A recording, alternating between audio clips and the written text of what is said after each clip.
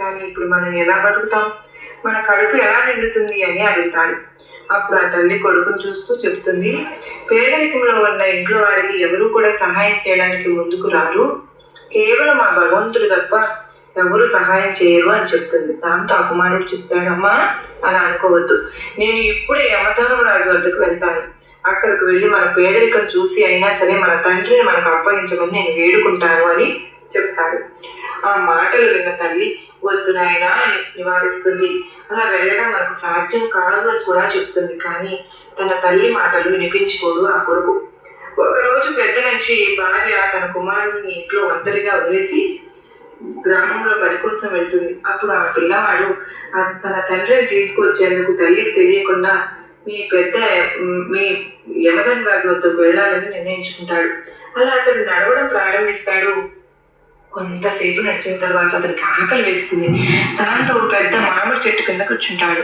దాంతో ఆ చెట్టు అప్పుడు మానవ స్వరంతో చెప్తుంది, బాబు నువ్వు ఎక్కడికి వెళ్తున్నావు, ఇంత అలసిపోయావు అని అడుగుతుంది. అప్పుడు ఆ పిల్లవాడు, నేను ఒక పేదవాడిని, నేను ఒక పేద కుటుంబంలో జన్మించాను, నా తండ్రిని తీసుకుని వచ్చేందుకు యమధర్మరాజు వద్దకు వెళ్తున్నాను అని అంటాడు.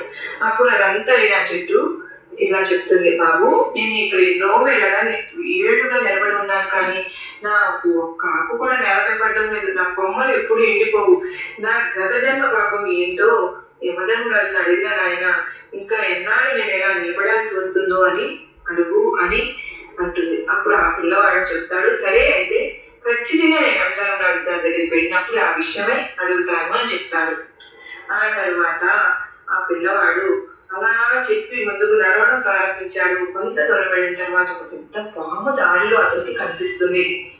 ఆ పాము చూసి భయంతో ఉనికిపోయి అతను పారిపోతూ ఉండగా ఆ పాము మానవ స్వరంతో చెప్తుంది, బాబు భయపడ, నువ్వు ఎవరో ఎక్కడికి వెళ్తున్నావు నాకు తెలియదు. కానీ అప్పుడు అబ్బాయి తన చేతులు జోడించి, ఓ నాగరాజా, నేను ఒక పేదవాడి కుమారుడిని, నా తండ్రిని తీసుకొచ్చేందుకు యమధర్మరాజు వద్దకు వెళ్తున్నాను అని చెప్తాడు.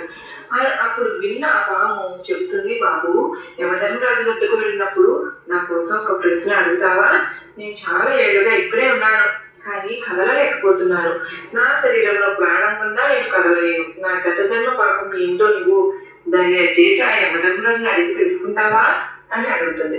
అప్పుడు ఆ పిల్లవాడు, సరే నేను నీ ప్రశ్న తప్పకుండా యమధర్మరాజు గారికి అడుగుతాను అని చెప్పి అంటాడు. అలా చెప్పి అబ్బాయి ముందుకు నడవసాగాడు.